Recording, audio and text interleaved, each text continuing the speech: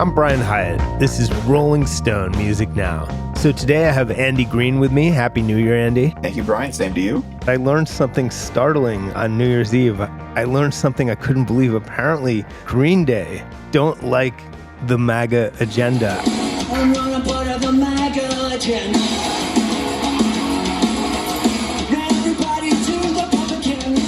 And like many Americans, I was appalled. I just couldn't believe it. I'm shocked. I thought they'd be performing it alongside Vanilla Ice at the Mar-a-Lago New Year's Eve bash. I can't believe that they are anti-Trump. It's really bizarre. Side note, I saw that footage.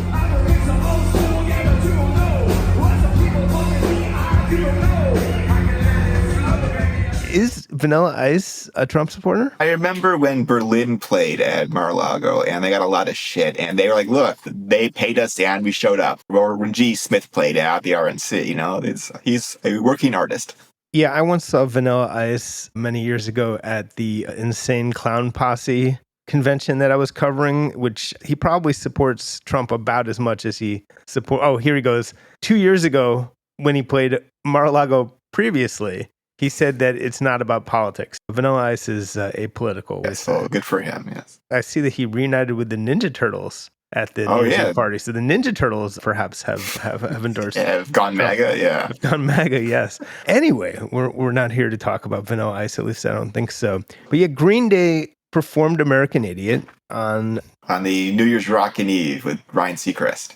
And as they've done, I think, at almost every performance in the last, I don't know how many years, 5 years, more years, a long time, they changed the words redneck agenda to MAGA agenda. It's something they've been doing, just try to update a little bit. And they've been doing this. I believe they've even done it on TV before. Yes. Yeah, so there's literally nothing new. It's also nothing new that Green Day are not conservatives. I thought that was pretty well established.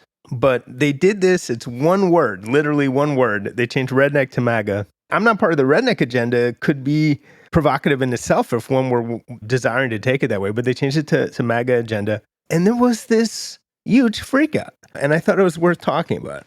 Yeah, I think part of it was people who hadn't thought about Green Day in a very long time were watching this, because this is a huge mass audience. A very decent percent of the whole country is watching the ball drop.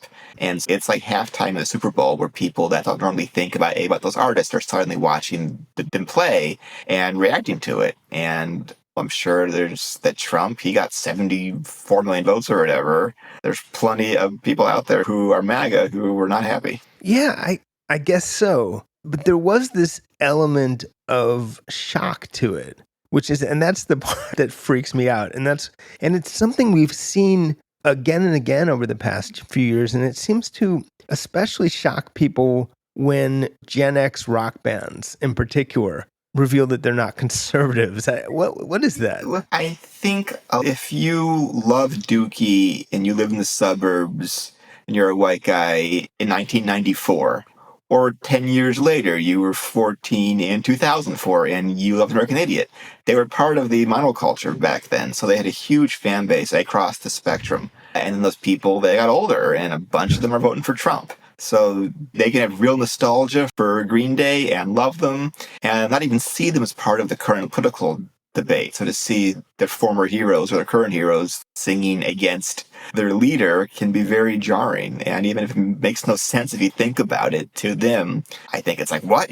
They're anti-Trump? Green Day? What? It's just, it didn't compute for a lot of people. I think there's parts of the country where if you're a middle-aged white dude, most every other middle-aged white dude that you know is a Trump supporter. It's just in the culture, and especially if they love that kind of music. I don't mean punk, but if they love like Foghat type bands or something, there's a lot of MAGA there, and we live in bubbles, and there's people that only know people that share their opinions and only engage with media that reflects their opinions back to them. And this is something that everybody was watching, and so it pissed them off, shocked them. I think some of it is just that no one pays attention to anything. That there's just this, people take things in super passively, despite Green Day making the American Idiot album in 2004. And the whole album is full of lyrics that make it clear that they're not Republicans. Their whole career, Right. Yeah. But what's worth noting, it's an anti-W. Bush record. It's an anti-war record. It's 20 years old. And when Trump ran for president in 2016, he sounded that he was like Noam Chomsky at times. He was like a no blood for oil guy. He was like, Bush lied us into this war. He yelled at his brother Jeb. He was like, your brother, he sent people off to die. And that was very popular. So there's a bunch of people that worship Trump and despise W and think our wars, they were terrible. And they could listen to a lot of lyrics on American Idiot and fully agree with it and still love Trump. I did think of that. They might be giving them too much credit, but there may be something to that where they don't see the continuity between W and Trump. Pre-Trump was like a different party to them. There's a lot of Obama-Trump voters out there. As shocking as that is, there's millions of them.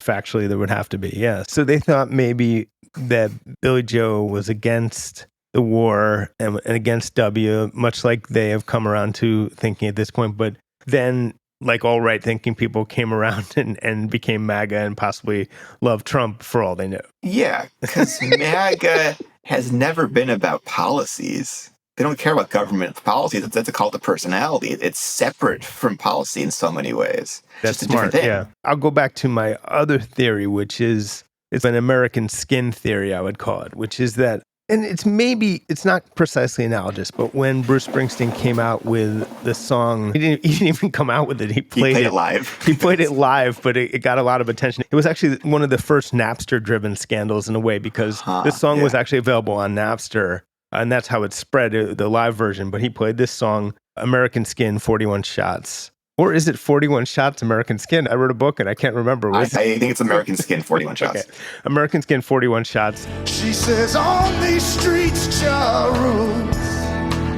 You've got to understand the rules. It was about the Amadou Diallo case, and it was talking about police shootings of Black people in America. And it essentially was treated in addition to offense from the right. They took offense, but they also were stunned because somehow by 1999, they still hadn't figured out that Bruce Springsteen wasn't a right-winger. They were genuinely surprised. And for Bruce's part, it didn't firmly enter the consciousness of people that he was not a right-winger. It took him standing next to, in a series, John Kerry, Obama, headlining Vote for Change. Then finally, it was like they thought he was a communist and they knew he was a left-winger. But it took that much repetition to get into people's heads. Green Day, the other thing that's interesting is what you hear from the conservatives is they didn't know they were a band, they're claiming. They didn't know they still existed. They forgot they existed. They had to look them up. You're hearing all sorts of things like that. So it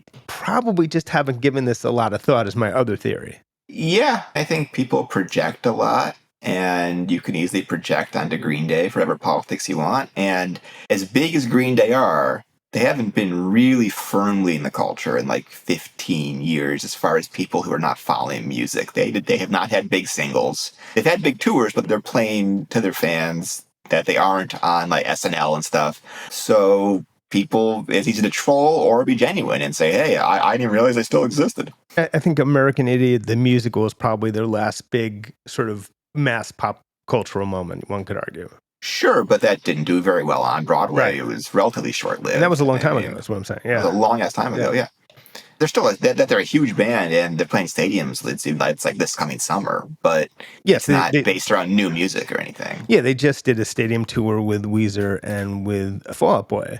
Yeah. They're still one of the biggest surviving rock bands on earth, for sure. But if you don't pay attention to any of that, yeah, you might not know. It's like Pearl Jam also. They're enormous, and there's some people that if you told them that they broke up in 95, they'd believe it. Phish sold out the Garden like at least 3 times the other week and for New Year's, and I'm sure there's tons of people who don't know they're a band. There's a lot that have never heard of them. Yeah. So if you're not paying attention to rock, it's not really in the center of the culture. There's this thing of Green Day goes woke, which is very interesting. There's this thought that woke is mainstream.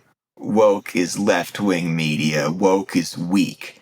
And punk stands for rebellion. Punk is pushing back against the mainstream. So therefore, in the minds of people on the right, that the ultimate punk move is to be conservative. That's what Johnny Ramone That's what he used to always say back in the 80s and 90s when he was a huge Republican. And so a lot of people are shocked that these rebellious punkers are woke. Elon Musk was, until a couple of years ago, was anti-Trump himself, so it's a little confusing, but obviously he switched sides. And he borrowed from some language that people started using about Rage Against the Machine fairly recently, which is, Elon wrote, Green Day goes from raging against the machine, again, wrong band. Green Day goes from raging against the machine to milk toastedly raging for it, and then added laughing emojis. Hilarious. Yeah, it is. It's this attempt to recast the rebellious side of culture as right wing, right? That's the idea. This idea that the cool thing is to be like a MAGA person. That's rebellion. That's punk. Yeah, I think it's pretty widespread. I think it's what Kid Rock has tapped into and often expresses this notion that nothing is a bigger sellout move than being a liberal and just going along with things. That the rebels, that Trump's a rebel. He's the real punk. He pushes back, and then punk is about fighting the system. And there is right-wing punk out there. There certainly is, there's even far-right punk. Right. Greg Gutfield of Fox said that if you want punk, you should think about Elon Musk and Joe Rogan. Those are the punkers. It's so absurd is those guys is that Elon is the single wealthiest man on the planet. Rogan is worth, like $500 million. It's always been a paradox at the heart of MAGA. That the leader of people that have been forgotten is a New York real estate developer who lives in a golden apartment. It's incredible to ponder the mindset that gets you to Elon Musk, the literal richest man in the world, is punk rock. Because he's rebellious. He's rebellious. Yes, and that's all it takes. It's interesting, though, because randomly Jack Dorsey, his predecessor as the CEO of Twitter, told me about being a bouncer at Gilman Street, where Green Day got their start. There may be something to this.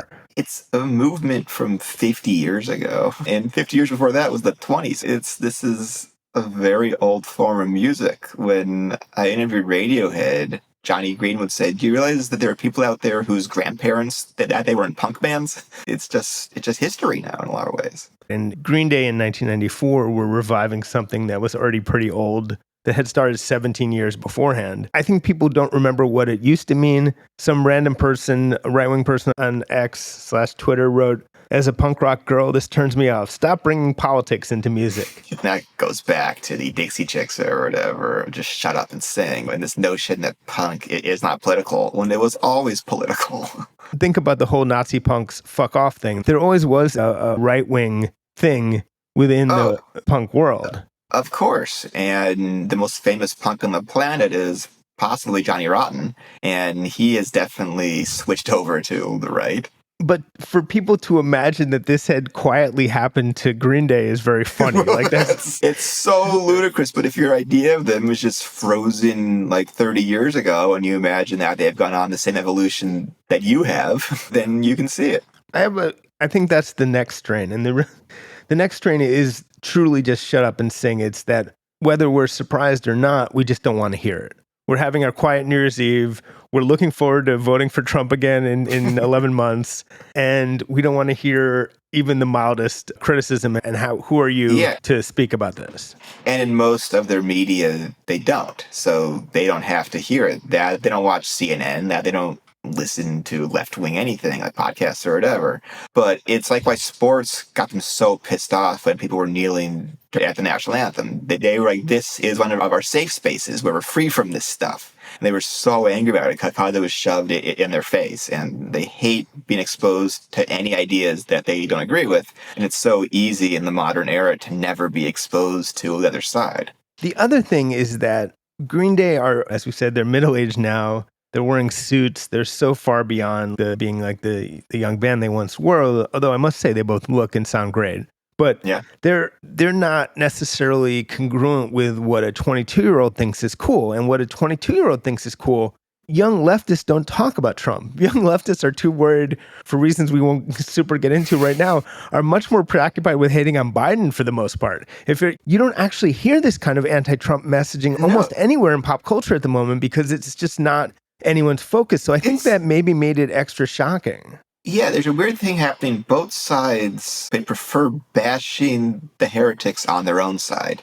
that Trump himself, he takes much more of a delight bashing the rhinos than he does even Joe Biden. And on the left, it's the far left against the sellout moderates. That's the big war. It's a weird thing. So I think that maybe the larger context is by being quote unquote uncool enough to even mention Trump, because it's not somehow just not anyone's focus, despite the fact that this guy might very well be elected president again this year. He reminded them that he's not a popular figure. It's a reminder of the anti-Trump era. People were very inflamed against this president. And by bringing it back up, I think it reminded them that there is going to be an alignment against him again within pop culture, which didn't make that side very happy the last time. Yeah, no, it's going to be a wild year, and this is just the first second of the new year was this, and it's going to get crazy. And what's worth noting is that I interviewed Billie Joe a few years ago, and I asked him if he views W in a different light now because of Trump, because Trump is so much crazier. And he was offended by the question, and he goes, George W. Bush is a war criminal.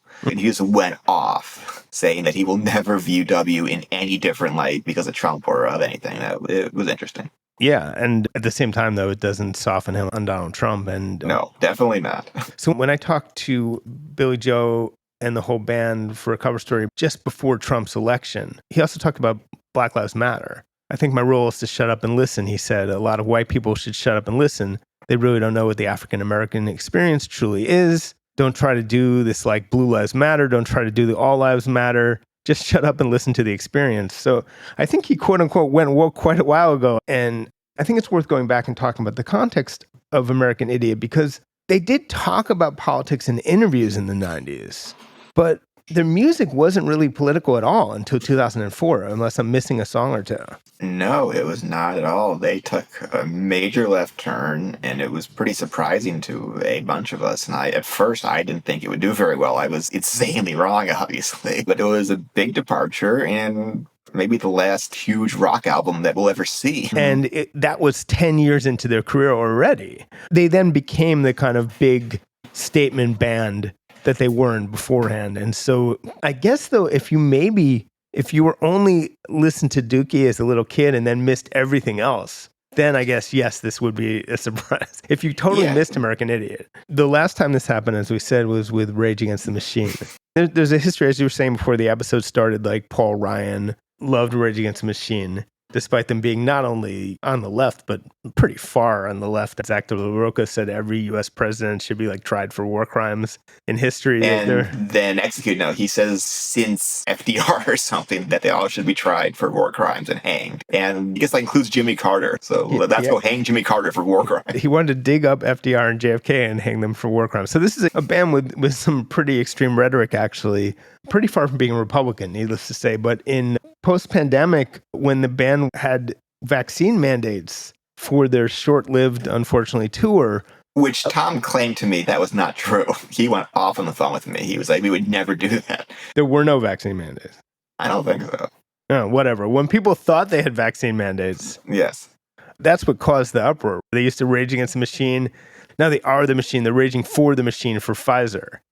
You know? Yeah, it's insanity, but you can listen to their songs and project anything that you want on them. If it's well, if you don't listen very closely. No, if you pay attention to the parts you like. If it's fuck you, I won't do what you tell me, then that could apply to a great many things. Right. If you then listen to the verses and stuff, then you might have a problem. Of course. But I do think a lot of people listen to the music they like, and except for the parts they're singing along to, they're hearing like The Teacher and Charlie Brown. People thought a song that began with "Born down in a dead man's town, first kick I took was when I hit the ground, feel like a dog that's been beat too much till I spent half my life just covering up." They thought that was a super proud American anthem. That was just blah, blah, blah. It was born in the USA by the flag, motherfucker. That's what it was. So it's the same thing with Rage. It's the same thing across the board. If people don't pay attention, they don't know what they're hearing. And then there is this thing, again, demographically, it has to be the case that a fair amount of the legacy audience for rock has to be conservative. Just demographically, it has to be the case. And maybe they thought it was just a general don't be an American idiot. It's just like whatever you think an American idiot is, man, don't do that. He wasn't like George W. Bush sucks. That wasn't the song. It was Wake Me Up When September Ends. Summer has come and passed.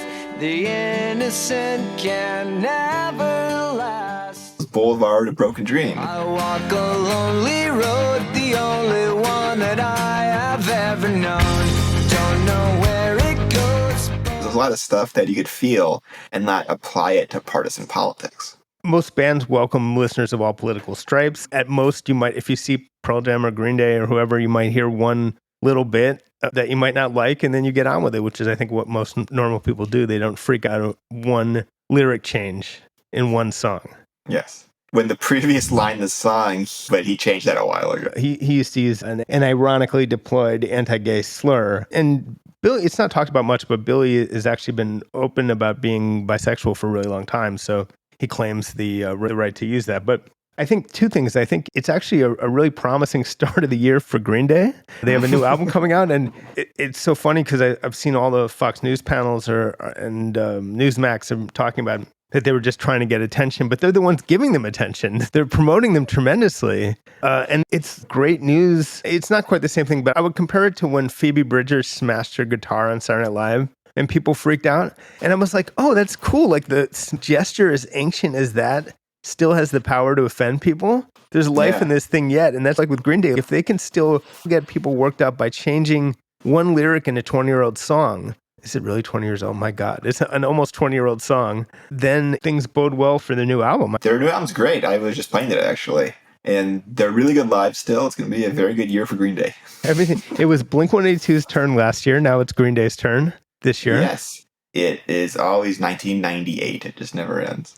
It's interesting because one does think about how this election year will play out musically, if at all. As we were saying, it's not super cool right now to be focused on being anti-Trump on the left. And it's not super cool to be pro-Biden either. So how's this going to play out? Well, and in 2020, when Biden ran the last time, it was the height of the pandemic. There couldn't be big rallies or anything. So come September, October, is it going to be Bruce Springsteen and Jay-Z again? Will they be on stage with him or not? And then, of course, there's how much will Taylor do? What will Beyonce do? I just read a whole op-ed that was like, Taylor Swift has the power alone to get Biden elected. She has such a big movement that all she has to do is endorse him, and this is over. Which is crazy, obviously, but she does have power. So it'll be interesting to see if Beyonce and Taylor, if they dive into this, because a very powerful gesture would be if they performed together like Bruce and Billy Joel did for Obama and performed together for Biden. That could unite.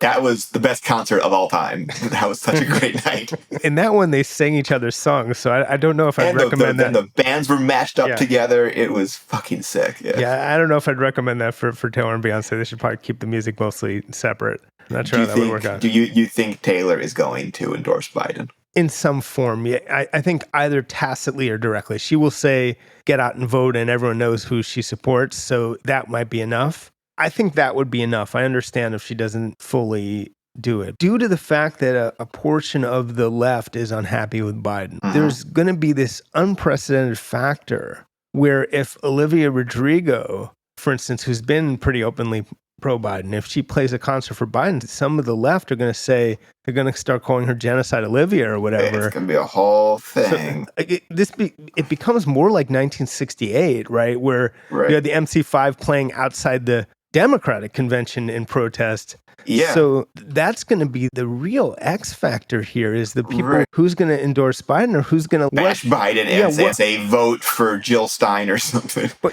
what acts are going to end up tacitly supporting Trump or get pressured out of being pro-Joe Biden because of the pressure from the left. It's actually I can't compare it to anything other than sort of 1968 on that level. But the thing is that the youth vote is like fool's gold. It is hyped up in every cycle, and they never turn out in big numbers either.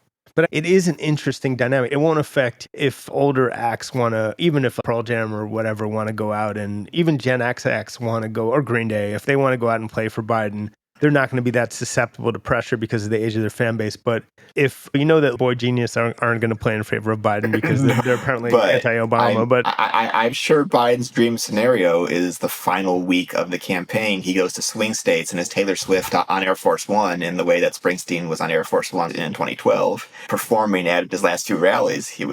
It could really turn a big state. I bet her plane is bigger and better protected than Joe. So Air I Force think he'll ride on T-Force One with her. But she's, I'm not taking that little plane. The question would be then is if will things cool down, or would that then actually subject someone like Taylor to so two things will happen. The MAGA crowd hates you, and then the left might hate you too. The far left might hate you too. I think come September, October, when it's Trump or not Trump, things have cooled down a bit. I hope so. It's interesting. Or it could cause a thing where the pop culture kind of keeps quiet and the election just plays out. That it turns out the biggest anti-Trump gesture by any major musical act the whole year will have turned out to be what Billie Joe did on New Year's Eve. Everyone else will be is scared one out of word it. in the first minute of the year. That's right. That's it. Will be one item, not even a word.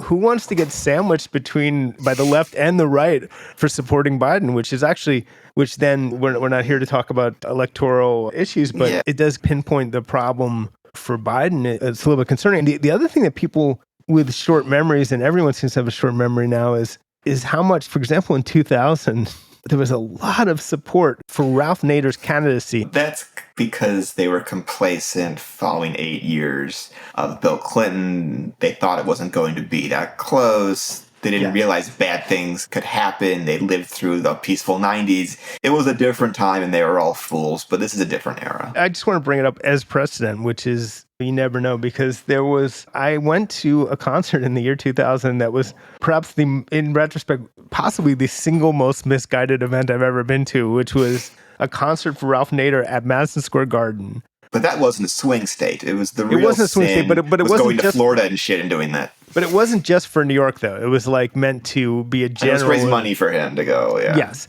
exactly. To go get Bush elected, Yes, it was Eddie Vedder, Ani DeFranco, Ben Harper, and Patti Smith. I've been fortunate in my life to play to places that were sold out, even this place. Vedder told the rally's energized crowd, estimated 15,000 people. I'm reading from my own article, by the way. But tonight is totally different, and it's the most beautiful thing I've ever seen. Now, I forgot to ask Eddie a few years later if he still thought that was the most beautiful thing he'd ever seen, but I imagine he might have changed his mind. But you're right, it wasn't a swing state, but it's just given what happened in 2000, I think a lot of Nader's supporters felt bad. If 1% of them in Florida had voted for Gore, the entire century is different we live in right now. I'm going to single out Ani DeFranco for this one. This is 90% Ani DeFranco's fault. But what I'm saying is there is precedent for huge names in music to decide to favor a third-party candidate. It's hard, admittedly, to imagine that happening with And who's Trump. the third-party candidate we're talking about? Cornel West or RFK or some no labels dickbag?